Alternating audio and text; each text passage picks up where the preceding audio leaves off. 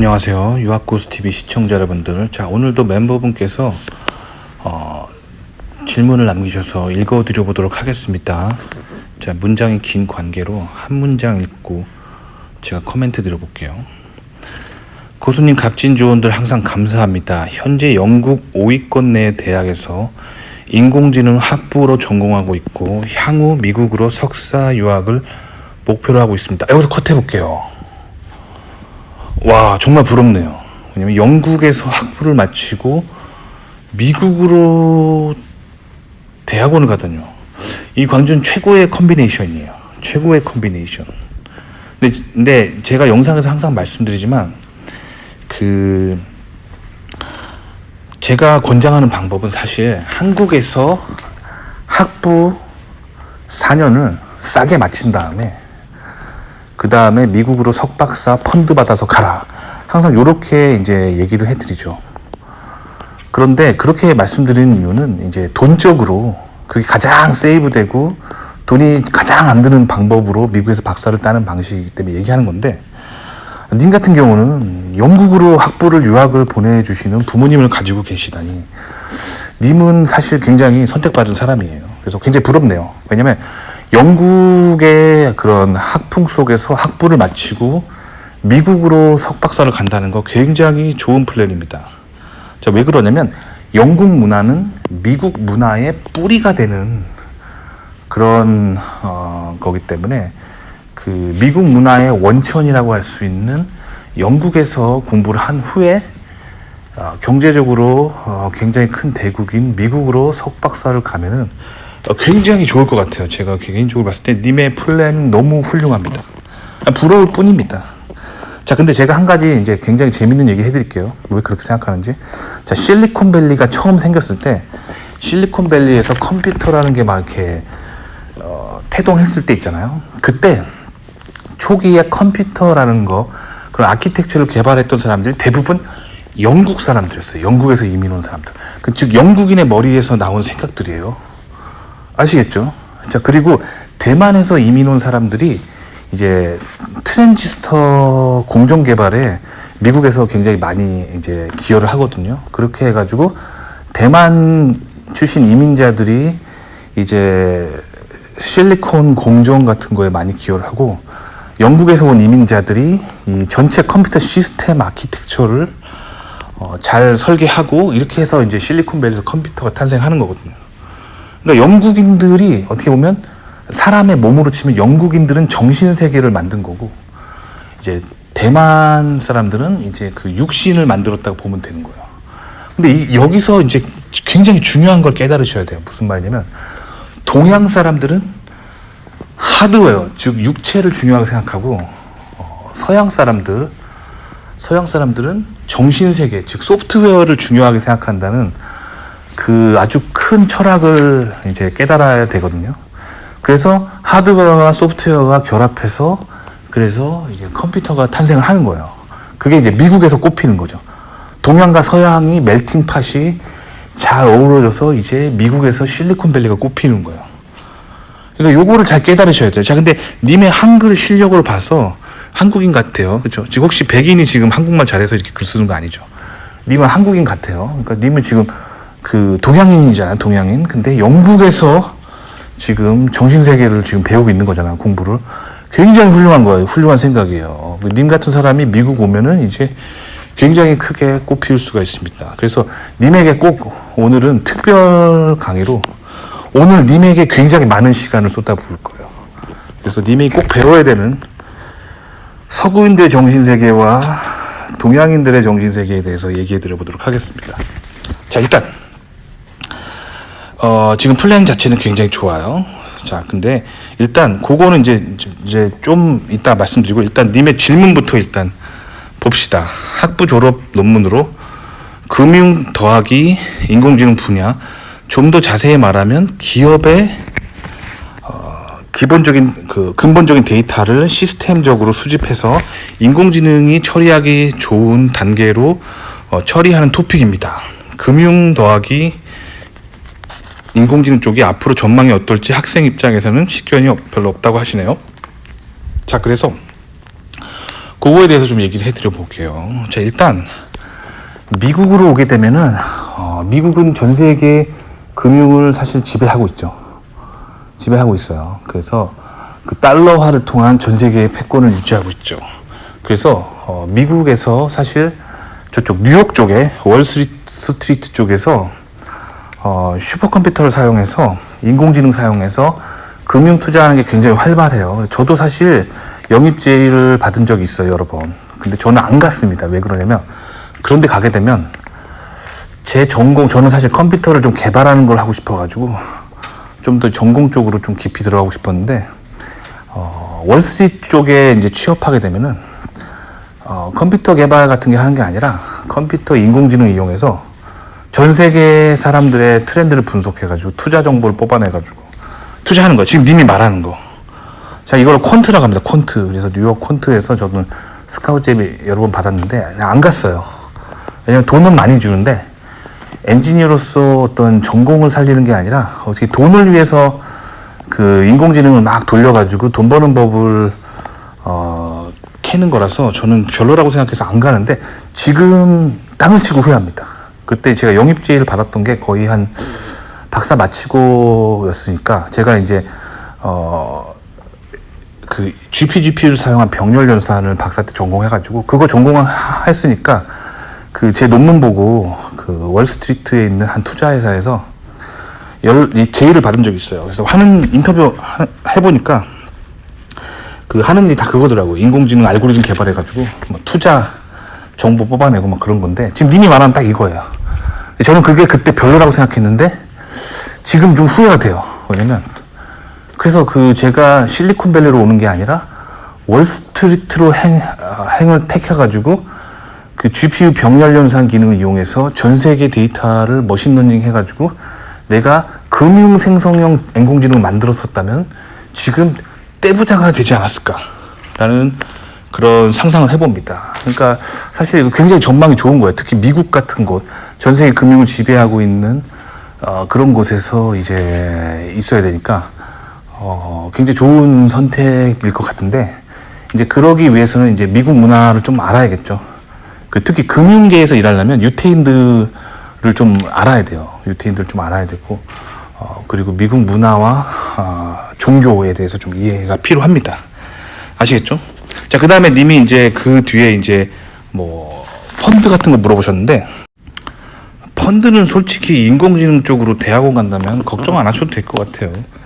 그러니까 사람들이 그 인터넷에 뭐 보면은 특히 한글로 막 검색해 보면은 미국 유학 갈 때 아무리 공대라고 해도 석사 펀드는 받기 힘들다 막 하는데 사실 저는 그 말에 동의하지 않거든요. 그래서 한국말로 좀 검색을 많이 안 해보시면 좋을 것 같아요. 영어로 많이 검색해 보세요. 그러면 그 미국 학생들을 비롯한 미국에서 유학 중인 뭐 한국인 유학생, 중국인 유학생, 인도 유학생들도 석사라면 이공계 펀드 많이 받습니다. 다만 좀 토픽이 좋아야겠죠. 개인적인 생각으로 한국인들이 미국에서 그 석사 펀드 받는데 실패하는 이유가 좀 한국에서 뭔가 좀 이제 정보가 좀 부족해가지고 그 미국에서 핫하지 않은 전공을 선택하니까 펀드를 못 받는 게 아닐까라는 생각이 듭니다. 근데 전공만 좋으면 잘 받을 수 있어요. 특히 인공지능 쪽은 이렇게 핫하기 때문에 잘만 하면 석사 펀드도 받을 수 있고요. 박사 펀드는 더 유리하죠. 그래서 개인적인 생각으로는 그 영국에서 님이 학부를 나으시고 미국으로 석박 통합하는 혹은 석사 유학 가서 뭐 석사 후에 취업하든지 아니면 석사 마치고 또 다른 학교 박사 가든지 이런 식으로 플랜을 잘 짜시면 될 것 같습니다. 그래서 펀드는 이제 님이 컨택을 잘 하고 뭐 그렇게 하면 되는데 개인적인 생각으로는 펀드를 받고 싶다면 그 금융 분석 AI 쪽으로 이제 하는 게 아니라 좀 펀드를 많이 주는 AI 쪽으로 가시면 될 것 같아요. 뭐 요즘은 이제 바이오 AI라고 해서 막 인간의 뇌랑 인공지능이랑 막 연결하고 혹은 인공지능 소프트웨어를 이용해서 병을 진단하고 뭐 이런 쪽으로 펀드가 많거든요. 그런 쪽 공부하신 다음에 솔직히 금융 쪽으로 취업은 그 금융이랑 AI 둘 다 잘하는 사람이 별로 없어요. 그래서 저도 면접 볼 때 보니까 그 월스트리트에서 면접 볼 때 그냥 일반적인 컴퓨터 잘하는 사람, 뭐 수치 해석이나 인공지능 머신러닝 잘하는 사람한테 다 컨택한 다음에 뭐랄까, 인공지능 이용해서 시장 데이터를 분석하고 그걸 예측하는 그런 방법론을 물어봐요. 뭐 예를 들면 금융에 대해서는 물어보지 않아요. 뭐 예를 들면 달러화가 앞으로 어떻게 될 것 같냐, 뭐 금값의 뭐 전망이 어떻게 될 것 같냐, 이런 그 경제학과나 경영학과 출신들한테 물어볼 것 같은 이런 질문을 하는 게 아니라 엔지니어한테는 순수하게 AI를 이용해서 상황을 분석하고 결론을 내리는 그 방법론에 대해서 물어보기 때문에, 그리고 수치 해석 방법론에 대해서 물어보기 때문에 꼭 금융 AI 전공하지 않아도 됩니다. 그러니까 제가 드리고 싶은 조언은 펀드 잘 받는 그런 바이오 인포메틱스나 바이오 AI 같은 쪽에서 펀드를 받아서 학위를 마친 다음에 그 다음에 이제 금융 쪽으로 면접만 잘 보면 될 것 같아요. 그래서 굳이 막 금융 AI를 석사 과정에서 할 필요는 없다라고 생각합니다. 개인적으로. 뭐 어디까지 개인적인 생각이에요. 아시겠죠? 자, 그 다음에 이제 본론으로 얘기를 해보도록 할게요. 자, 동양인인 님이 영국에 살면서 배워야 될 거는 뭐냐면, 서양인들은 소프트웨어 중심적인 사고를 하고 동양인들은 하드웨어 중심적인 사고를 한다는 거, 요거를 잘 배우셔야 돼요. 자, 실리콘밸리가 처음 탄생했을 때 컴퓨터 기술이 발전하면서 그때 그 영국에서 온 백인들이 그 컴퓨터 소프트웨어랑 아키텍처 개발하는 거, 전체적인 시스템 설계 아키텍처 개발하는데 굉장히 많은 기여를 합니다.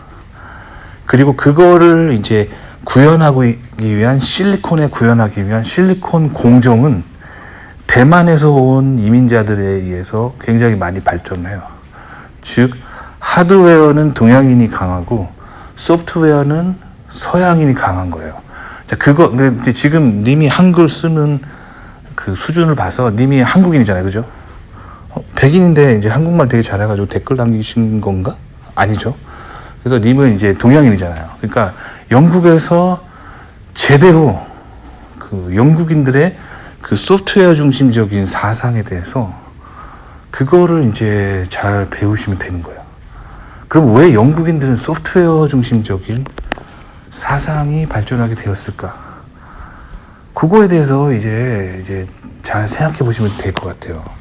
그렇게 해서 이제 영국에서 님이 배워야 될 것이 무엇인지 잘 깨닫고 미국에 넘어오시면 굉장히 좋을 것 같습니다. 자, 조선 왕조에 있었던 아주 큰 스캔들 중에 하나인 사도세자가 뒤주에 갇혀서 죽었던 사건 한번 봐봅시다. 자, 보면은 뭐 노론과 소론의 당파 싸움 뭐 다 알잖아요. 근데 이거 얘기하다 뭐 오래 걸리는데 여러 가지 썰이 있잖아요. 뭐 사도세자가 뭐 정신이 이상했었다에서부터 뭐 사도세자가 소론 편이었는데 이거에 위협을 느낀 노론의 압박이었다에서부터 여러 가지 썰이 있는데, 개인적인 생각으로 사도세자의 죽음, 굳이 죽일 필요까지 있었을까에서 보면은 결국에 그 근원으로 돌아가 보면은 그 사도세자의 아버지였던 영조의 출신 때문이에요. 자, 그게 근본적인 원인이라고 보거든요, 저는. 그러니까 영조의 어머니, 영조의 그 씨앗을 보면은 그 왕의 씨앗이지만 영조의 어머니는 출신이 무술이었어요. 그 인현 왕후의 몸종이에요. 그래서 국내에 옷을 빨았던 사람을 무술이라고 하거든요. 무술이의 그 첫째도 아니고 차남입니다. 그러니까 이게 뭐랄까, 이 혈통에 있어서 정통성이 없어가지고 영조가 가지고 있던 그 열등감에 때문에 이 완벽주의, 그래서 아들을 완벽하게 키워야 된다라는, 그리고 절대 책 잡히면 안 된다라는 뭐 그런 어떤 정통성의 문제 때문에 사도세자를 어렸을 때부터 엄청 갈군 거예요. 그게 근본 원인이라고 저는 보거든요.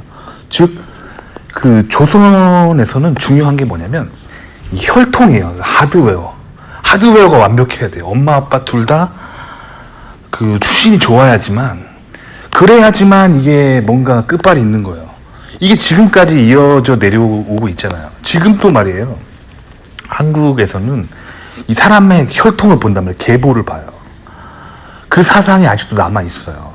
요 비슷하게 남아 있는 사상이 뭐냐면, 아직도 막 그 족보 까는 사람들 아직도 있고, 그리고 뭐 예를 들면 학벌도 이거랑 비슷한 개념이에요. 학부를 지방대 3류대를 나온 다음에 미국에서 랭킹 1등 하는 데서 박사를 따도 한국에서 인정을 못 받아요. 요 사상이 그대로 남아있는 거예요. 그러니까 한국은 이 하드웨어가 되게 중요한 거, 뭐 원천 그 출신이 되게 중요한, 그게 이제 한국의 어떤 마인드셋의 기본입니다. 아시겠죠? 자, 근데 서양의 그 특히 영국의 왕실에서 있었던 일들에 대해서 좀 얘기를 해볼게요. 유럽의 당파 싸움을 얘기해 볼게요. 자, 유럽의 당파 싸움은 성경을 중심으로 한 거예요. 누가 더 올바른 믿음을 가지고 있느냐의 싸움이었어요. 자, 그래서 카톨릭, 로마 카톨릭을 중심으로 한 교황권과 영국 왕실을 중심으로 한 영국 왕권과의 대립이 있었어요. 그러니까 지금 보면은 최근에 이제 영국이 유럽 연합에서 그 뭐랄까 나가면서 브렉시트가 굉장히 큰 이슈였잖아요. 근데 이거를 종교를 잘 모르는 인문학자, 정치학자들이 막 설명하려고 하니까 브렉시트 왜 일어났는가 막 이해하려면 되게 어려워요. 뭔 말인지 모르겠죠. 근데 사실 이거는 종교랑 관련이 있어요. 그러니까 영국은 항상 유럽으로부터 분리하려고 했었어요. 그게 다 종교 때문이에요, 종교. 누가 더 올바른 믿음을 가지고 있는가, 이거의 싸움이었단 말이에요. 그래서 카톨릭의 교황권과 영국 왕실과는 항상 이렇게 대립하면서 굉장히 이렇게 복잡한 그런 어떤 당파 싸움이 있었단 말이에요. 누가 더 성경을 따르는가, 요거였어요. 자, 그래서 성경은 원래 구약 성경 39권에다가 신약 성경 27권 해가지고 총 66권이 정경이고, 이것을 캐논이라고 부릅니다. 캐논 뜻이 정경이라는 뜻이에요. 정확한 성경, 정경. 자, 근데 카톨릭은 그 교황권이라는 그 교황의 그 권위를 유지하기 위해서 여기서 7권의 성경을 추가합니다. 그래서 카톨릭의 성경은 66권이 아니에요. 정경이 아니에요. 7권의 그 성경을 추가하는데 사실 이게 좀 근거가 없어요. 근데 왜 7권의 책이 추가됐냐면 교황권을 정당화하기 위해서 7권을 집어넣은 거예요. 근데 원래 기독교라는 거는 유대교에서 온 거잖아요. 그래서 예수님 오기 전까지의 성경을 구약 성경이라 하고, 예수님 온 후에 예수의 기록들을 담은 것을 신약 성경이라고 하잖아요. 근데 유대인들은 예수님을 안 믿잖아요. 예수님을 메시아라고 안 인정했기 때문에 구약 성경만 믿는단 말이에요. 그래도 기독교라는 거는 유대교에서 왔기 때문에 유태인들의 인정을 받아야 돼요. 이것이 유태인도 인정하는 경전이냐 아니냐가 되게 중요한 거란 말이에요. 근데 유태인들도 정경이라고 인정하는 캐논, 구약 성경의 캐논이 그 39권이에요. 39권. 그리고 예수님 이후에 이제 예수의 그 제자들과 그 사도라고 하는 사람들이 이제 집필한 것들이 이제 신약 성경이잖아요. 그래서 구약 39권, 신약 27권에서 66권이 그 기독교의 캐논입니다. 근데 이 캐논에서 유대인들이 인정하지 않는 7권을 추가해버린 거야, 로마 카톨릭이. 왜냐면 교황권 유지를 위해서. 자, 근데 그래서 유럽의 당파 싸움이 여기서 시작된 거야. 누가 더 성경을 따르는가의 싸움이었거든요. 그런데 유태인들이 인정하지 않는 구약 성경의 책들 7권을 추가되니까 이것 때문에 교회의 분열이 일어난 거예요. 이 7권을 추가하느냐 안 하느냐, 누가 더 성경을 정확하게 따르는, 요 문제였어요. 근데 이제 중세에 기독교가 그 타락으로 갔던 가장 큰 이유가 성경 말씀을 따르면은 이제 모든 분란이 사라지는데, 성경책이랑 상관없는 그런 유대인들도 인정하지 않는 책을 끼워 넣으니까 여기서 이제 카톨릭이 그래서 좌파 진보적으로 편향되기 시작해요. 자, 그래서 여기서부터 이제 구교와 신교의 싸움이 시작되면서 이 당파 싸움으로 분리가 된 게 이제 개신교입니다. 개신교와 카톨릭이 그래서 분리가 된 거예요. 그 영국 왕실은 그래서 이 카오스 속에서 이 카오스를 잠재우기 위해서 이제 개신교의 성경, 이 정경 캐논을 굉장히 중요하게 생각합니다.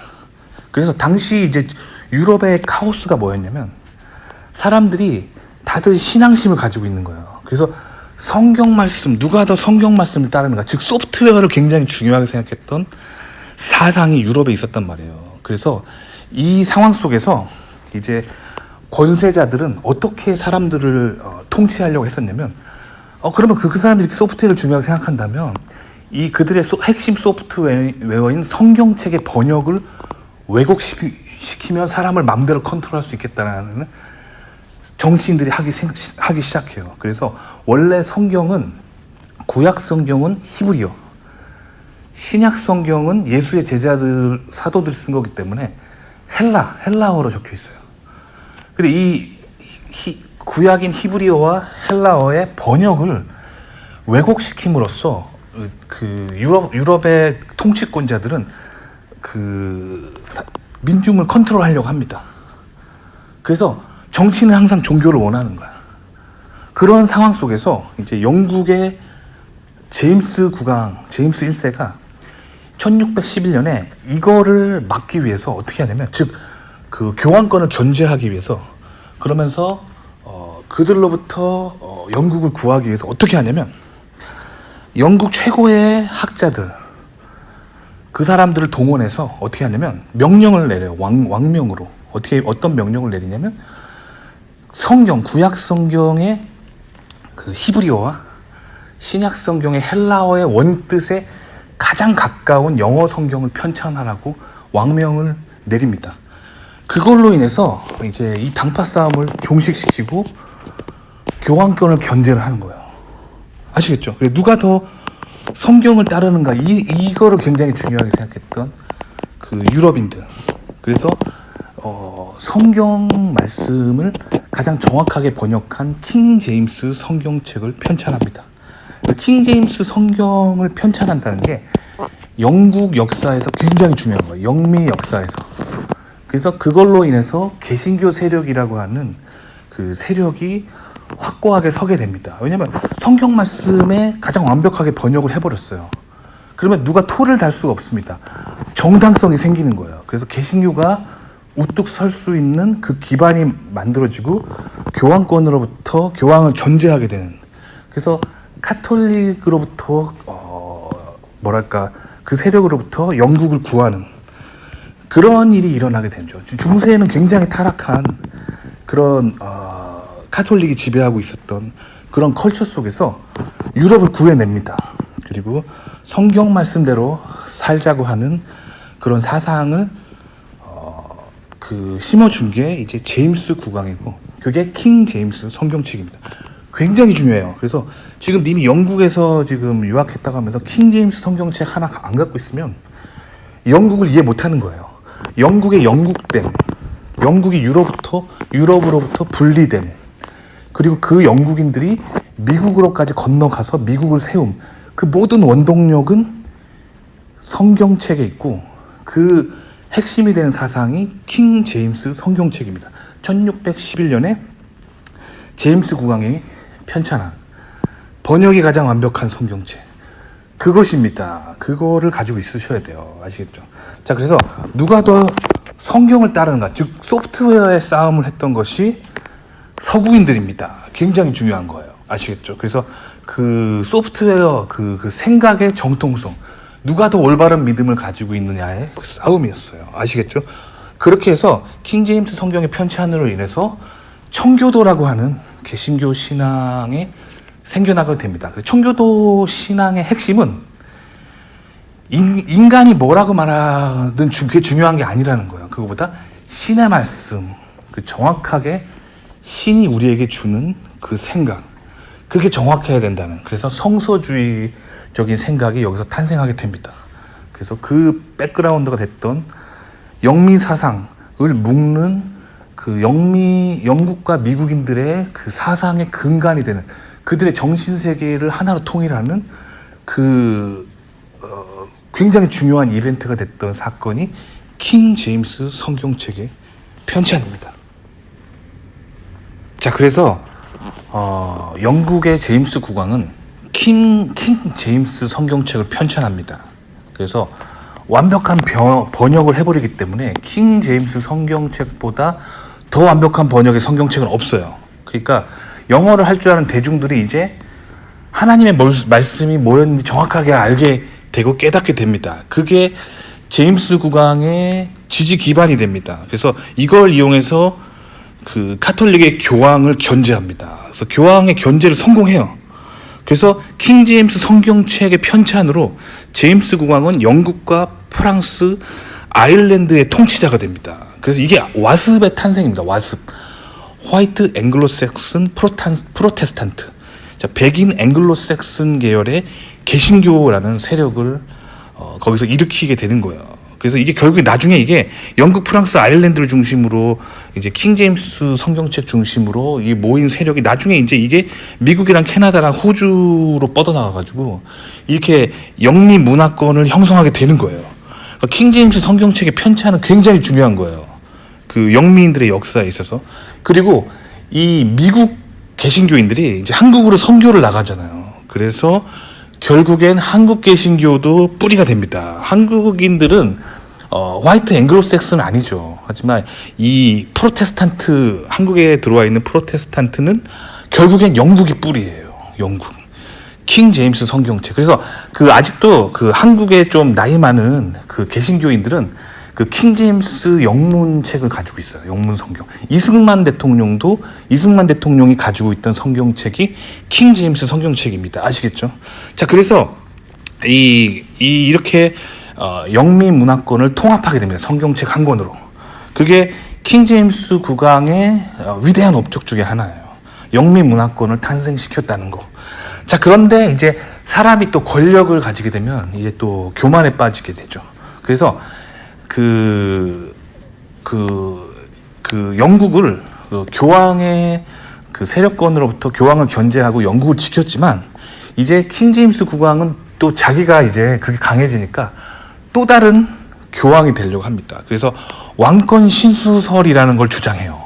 이거 굉장히 이제 잘못된 사상인데, 그래서 자기가 그렇게 이제 영국을 중심으로 한 그 세력에 으뜸이 되니까 이제 왕권 신수설을 주장하는 거예요. 자기가 왕이 된 거는 하나님이 자기에게 부여한 거기 때문에 나는 아무도 건들 수 없다.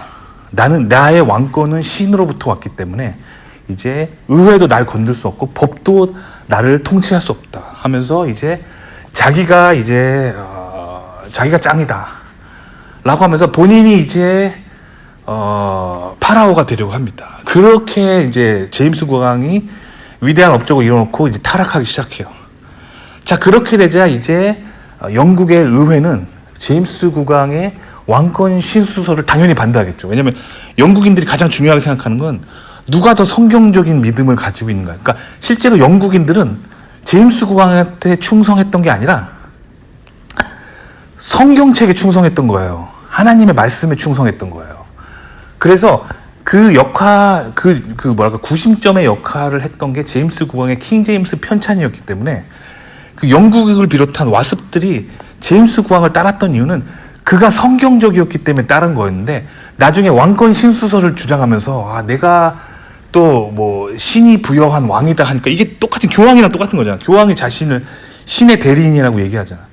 그 똑같이 그렇게 가니까 이제 그래서 영국에 이제 잉글랜드 내전이 일어납니다. 이걸 청교도 혁명이라고 하는데, 그래서 의회를 중심으로 한 이 프로테스탄트들이 이제 왕에 대적하기 시작하는 거예요. 그래서 그러니까 왕실을 중심으로 한 세력과 그리고 의회를 중심으로 한 개신교인들이 이제 전쟁을 일으킵니다. 그래서 잉글랜드 내전이에요. 이게 잉글랜드 내전이 시작됩니다. 그 잉글랜드 내전이 시작되는데, 자, 내전 얘기를 또 해볼게요. 잉글랜드 내전. 자, 그러면 잉글랜드 내전에 대해서 얘기해 볼게요. 자, 잉글리시 시빌 워.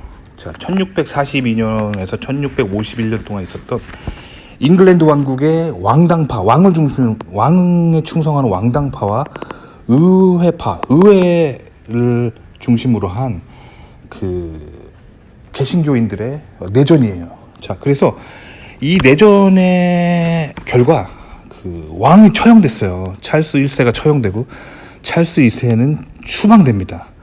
자, 그 다음에 잉글랜드 연방이 이때 탄생하는 거예요. 자, 이게 굉장히 중요한 거예요. 그래서 1643년에 영국 의회가 당시 국왕이었던 찰스 1세와 의회와 내란, 잉글랜드 내전이죠.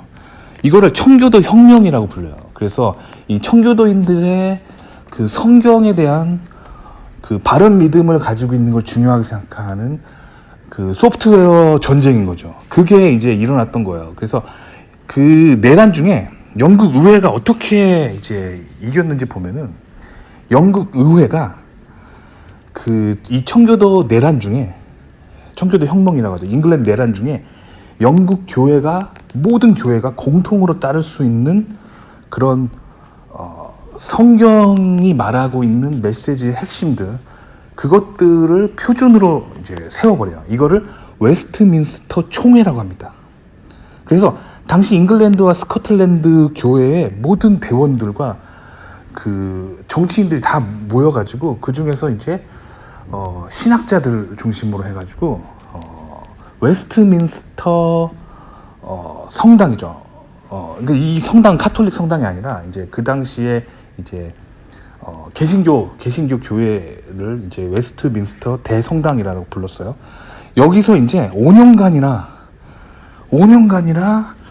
성경을 연구한 다음에 그 다음에 이게 그 유명한 웨스트민스터 신앙 고백을 만듭니다. 그래서 이게 1648년에 영국 의회에서 공인이 돼요.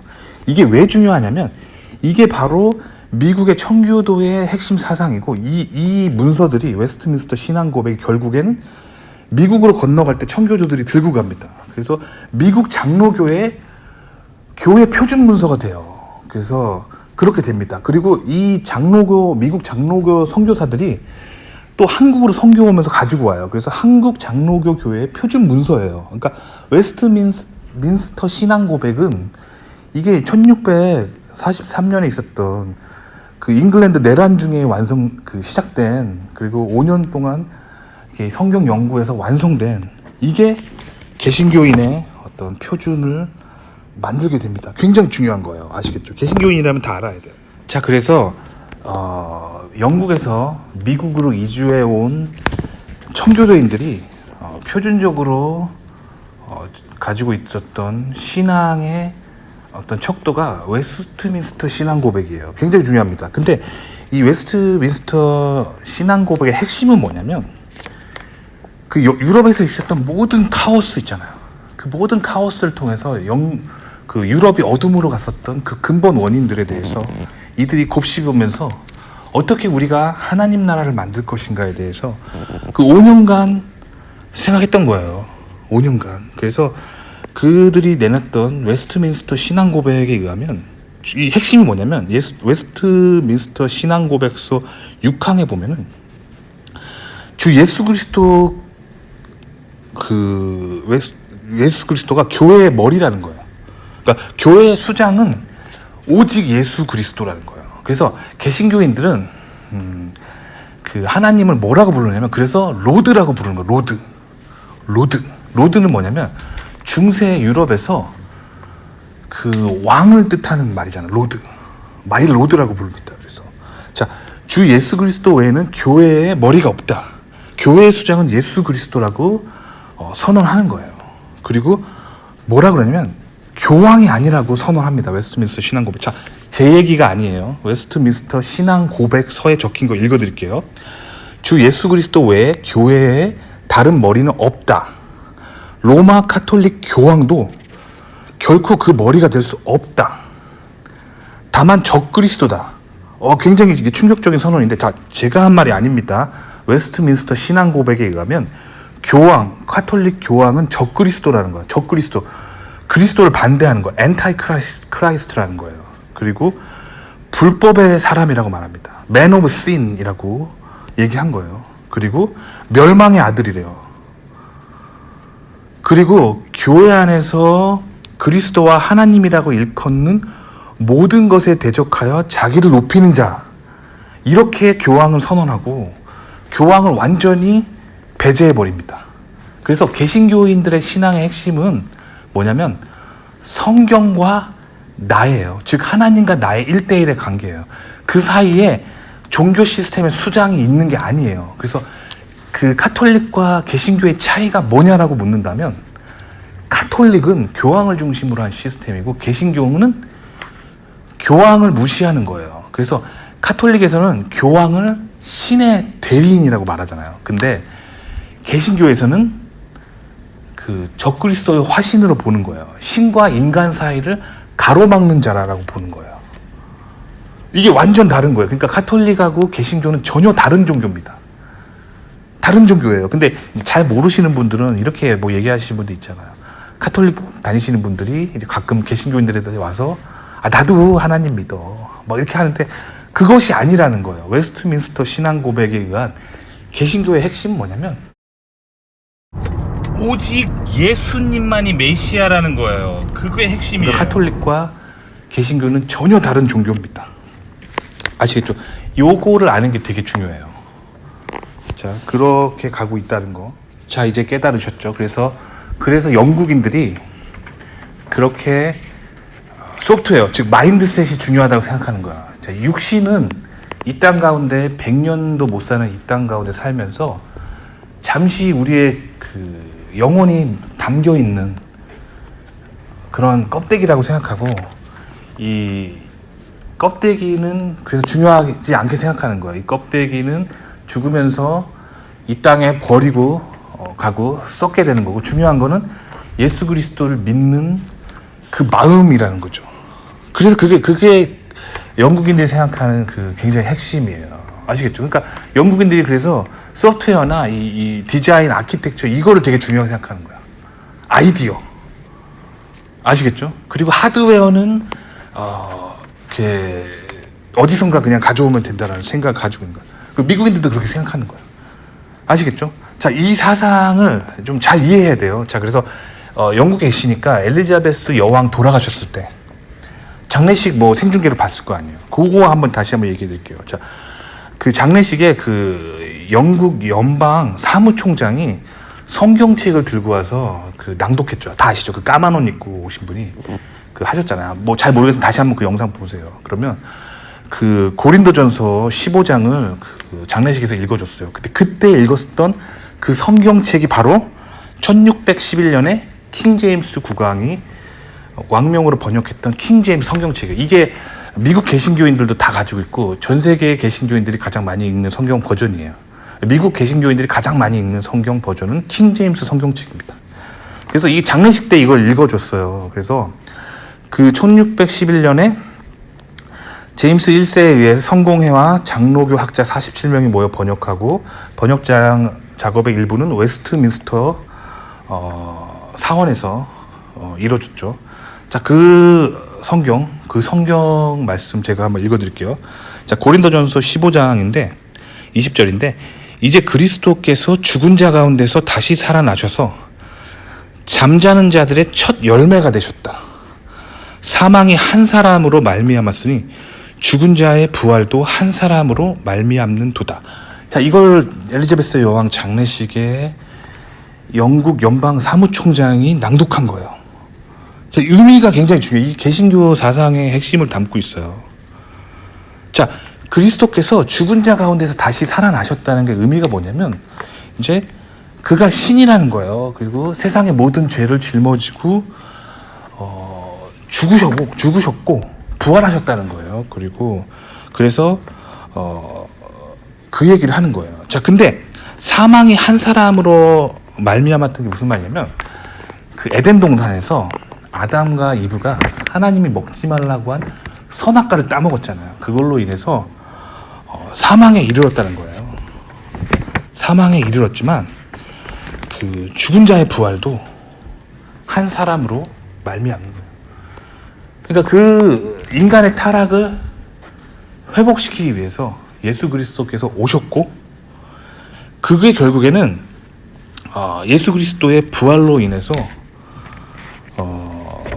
그 사망 권세를 이기게 됐다는 거죠, 인간이.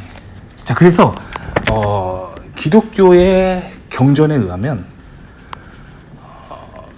예수님께서 처음 오셨던 게 이제 초림이죠. 그 사건을 기록한 게 사복음서잖아요. 마태, 마가, 누가, 요한복음. 그 초림이라고 하는데 첫 번째 오셨을 때, 그래서 인간의 죄를 위하여 대신해서 돌아가셨고 죽은 자 가운데서 살아나셔서 하늘에 올라가셨잖아요. 근데 요한계시록을 보면 다시 오신다고 되어 있습니다.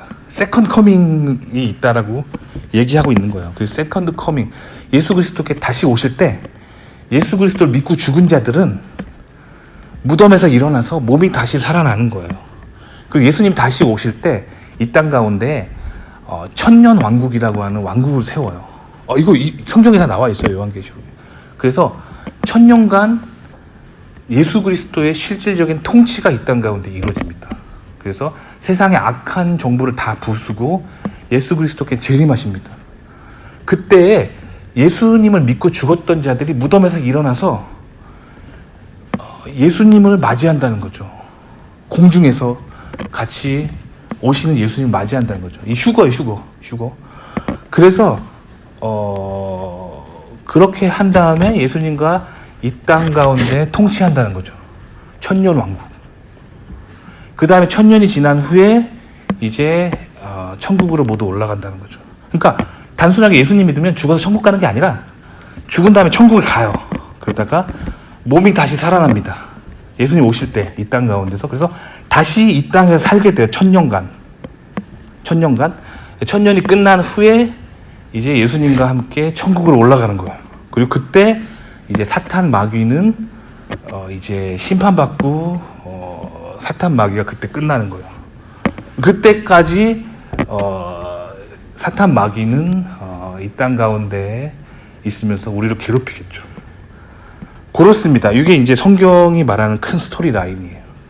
요거를 깨달으셔. 이거를 영국에서 공부하면서 이걸 아셔야 돼요. 이 영국의 이 개신교인들의 이 뭐랄까 기본적인 신앙, 그것이 탄생한 곳이에요. 영국. 그 마인드로 이제 미국을 건너왔던 그 필그림, 그 초기에 그 청교도 정신, 영국에서 건너갔던 그 사상을 좀 공부를 하셔야 돼요. 공부를 하시면은 그 미국인들과 굉장히 잘 어울릴 수 있어요. 미국 건너오실 때 그냥 오시지 마시고요. 킹 제임스 성경책을 꼭 하나 사가지고 오세요.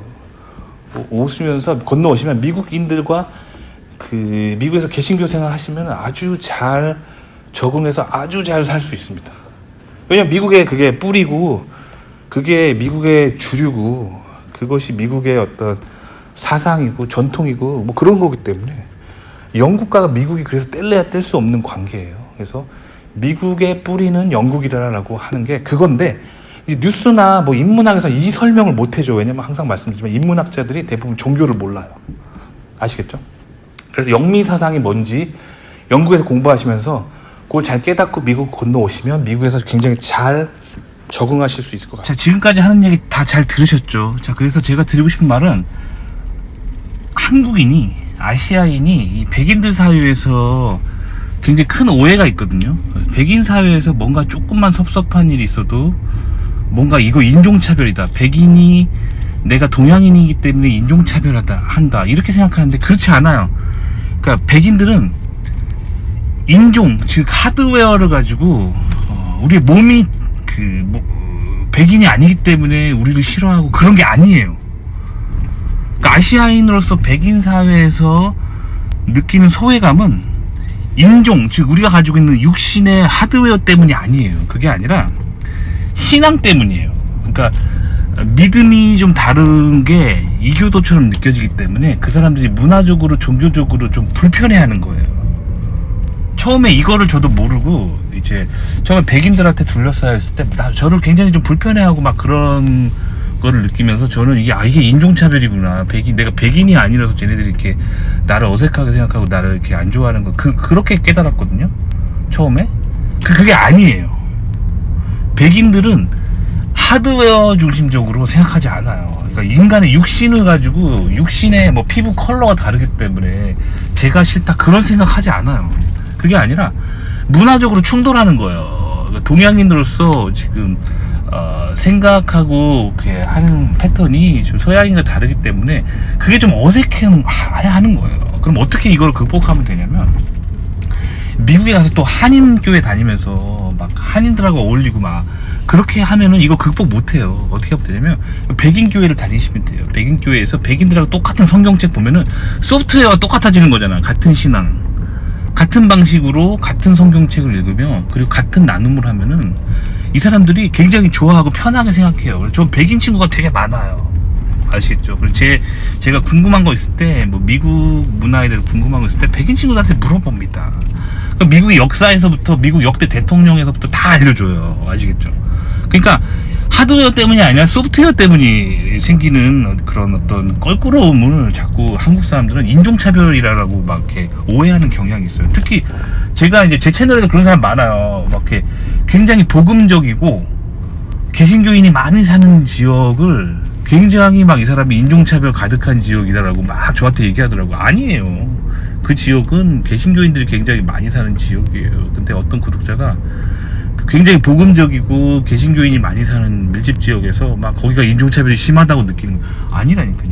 그게 아니라 그들의 신앙이 굉장히 개신교인이기 때문에 개신교인이 아닌 그 어떤 사람을 봤을 때 이교도라고 느끼면서 굉장히 신앙적으로, 정신적으로, 문화적으로 좀 이렇게 거리를 두는 그런 느낌을 받은 거예요. 아시겠죠? 반면에 또 그 사람은 굉장히 그 반기독교적인 동네가 있거든요, 미국에. 거기가 굉장히 살기 좋다라고 너무 사람들이 잘 대해주고 그렇게 얘기하는 거예요. 그러니까 그 사람이 개신교인이 아니니까 그렇게 느끼는 거예요. 반기독교적인 좌파진보 사상으로 가득 찬 지역이 그 사람이 편한 거예요. 아시겠죠? 그래서 미국에서 보면은 좌파진보적인 그 문화로 가득 찬 곳을 한국 사람들이 막 되게 좋아라 하고 편애를 해요. 그런데 살면 어떻게 되냐면 미국의 전통을 이렇게 배우기가 되게 힘든 거예요. 그러니까 미국을 비롯한 서구인들은 성경적이면 우파, 보수, 성경을 보수해야 되니까 성경적인 가치관 보수. 그러니까 컨저베티브란 말이 성경적 가치관의 보수란 뜻이에요. 반면에 리버럴 뜻이 뭐냐면 그 성경적 가치관으로부터 자유. 그러니까 반성경적인 거가 이제 좌파 진보예요. 그게 레프트예요. 레프트 리버럴이 그 뜻이에요. 아시겠죠? 그러니까 이게 동양인은 그 서구권에서 기본적으로 좌파 진보적인 지역을 선호하게 되어 있어요. 근데 그렇게 되면은 미국의 전통인 이 라이트 컨저버티브의 그 세계관을, 그 문화와 컬처를 잘 모르게 돼요. 그러니까 미국에서는 그래서 개신교 교회에 출석하는 게 굉장히 중요합니다. 미국인을 이해하는 키워드가 되는 거예요. 아시겠죠? 그래서 저는 이제 미국에 가시면 꼭 그 한인교회 이런 데 다니지 마시고요. 그 미국인들과 어울리면서 그냥 미국 개신교 교회에 다니시면 미국 친구들 되게 많이 사귀고 주류 세력들과 아주 잘 어울리면서 그렇게 사실 수 있어요. 아시겠죠? 도움이 되셨기 바랍니다.